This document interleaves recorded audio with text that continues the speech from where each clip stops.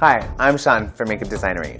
Welcome back to our saga of Twilight makeup recreations. Since we had such a positive response on our new moon tutorial, we decided to do an Edward Cullen's makeup from the upcoming movie Eclipse. Let me introduce you to our vampire, Jason. Hi, Jason. Hi, nice to see you, Sean. Nice to see you. First, what we're gonna do is base out Jason's complexion. Don't forget to put a cape on your vampire. That'll keep you from getting any makeup on their wardrobe. Usually when you base match, you want to look for the undertone and the shade of the skin. But in this particular case, we want to pale him out. So we're going to go for a really light, statuesque look.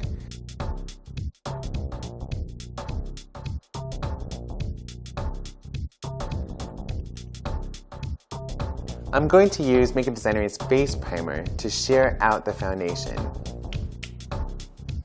To control the coverage, I'm taking a wedge sponge, dipping it into the primer, and then into the foundation. Start at the hairline, and work your way down in nice even strokes. Try not to get into the hair around the eyebrows, but you don't want to see any skin either. So I slightly have my angle tilted into the eyebrow. Close. Get into the corner of the eye. These wedges are fantastic for smaller areas because you can just use the corner to really get in there. Okay, let's move into the nose.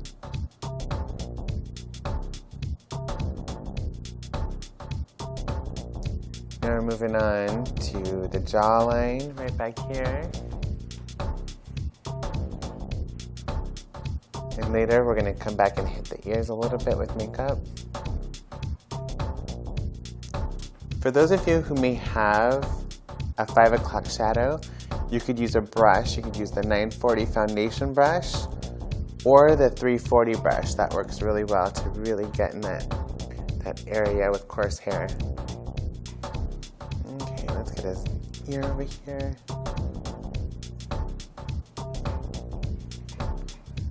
Before you start the neck application, make sure you put some tissues inside the collar, and it'll help protect the wardrobe.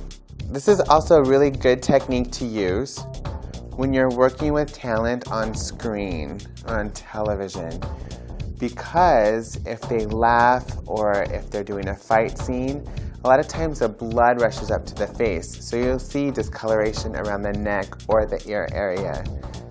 So it's a good idea to base them out. Alright, now it's time to shape the face a little bit. We're going to go into the temples and into the jawline and cheekbone. Let's go back to the highlight and shadow palette. There are many highlights and shadows that you can choose from. I'm going to stay consistent with Jason's overall look. So I'm choosing a color that has a gray undertone. So use your palette knife, put it onto your palette. Now that we have the shadow on the palette, what you can do is use the 940 foundation brush to create your contour and your shadows, or you could use the sponge method. The sponge, it's really great if you rip it in half. It gives you a little bit of texture that you could blend away. Okay, so just tap it into the product. You could test it on the back of your hand. It's always easier to test on your hand before you actually apply it onto the face. Just use a little stippling technique. You could always build your color later. You just want to see where the placement is right now. The contour of his cheekbones. We're going to angle it down to kind of give him a sinister look. Starting around, you don't want to go too high up, so just below the top of his ear.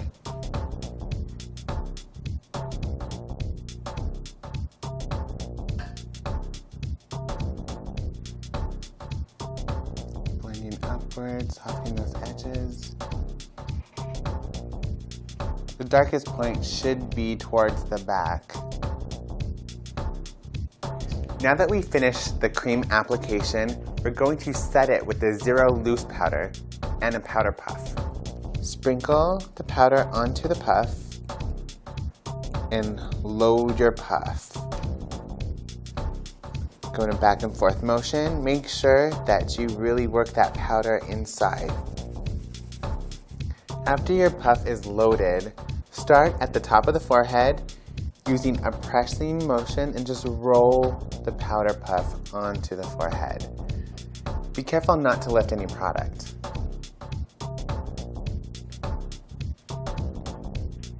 This is also going to maintain the porcelain look that you're going for. Vampires don't sweat, nor do their oil glands work, so you want to make sure they're completely matte. If you need to release any powder, just tap it on the back of your hand, and it allows you to get in tight corners, and you can go ahead and tap in that powder around the eye. I'm not using a lot of pressure. You don't need a lot of pressure around the eye area. Hold the eyebrow taut and work it right into the corner.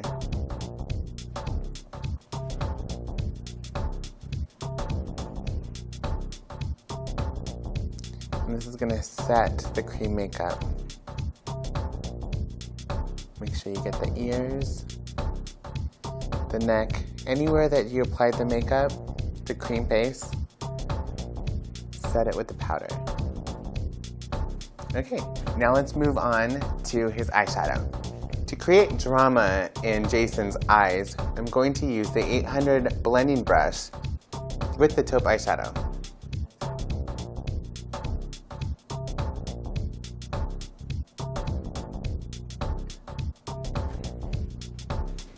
Okay, and repeat on the other eye. Darkest point, remember, is in the center or the inner corner of the eye. For Jason's drop shadow, I'm going to use the 810 brush with the taupe eyeshadow. Starting off at the outer corner. Okay, what you want to do is your widest point should be at the outer corner and taper in towards the center and blend downward towards the cheekbone.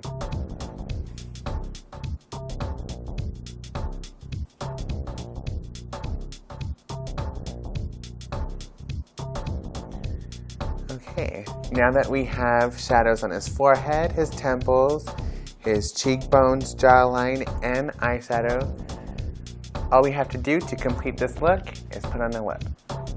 To create a stain-like look, I'm using the eggplant lipstick with the palette knife.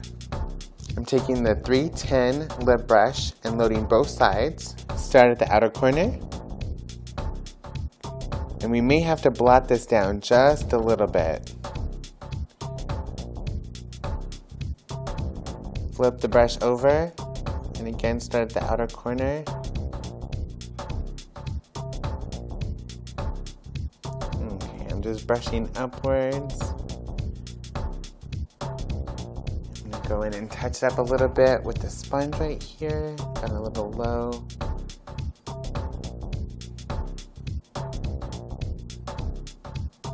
Buff it out. This is a 2-ply tissue. Separate them. Okay, so basically the tissue acts as a screen. This is gonna use the powder puff to dull the lipstick and to set it.